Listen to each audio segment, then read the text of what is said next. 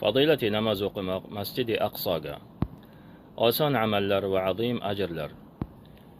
Abdulloh ibn Amr ibn al-As radhiyallohu anhumadan aytadilar, Rasululloh sallallohu alayhi va sallam aytgan ekanlar: vaqtiki Sulaymon ibn Davud alayhi assalatu vassalam forig' bo'ldilar, binoi Baytul Maqdisdan Alloh taoladan so'ragan ekanlar.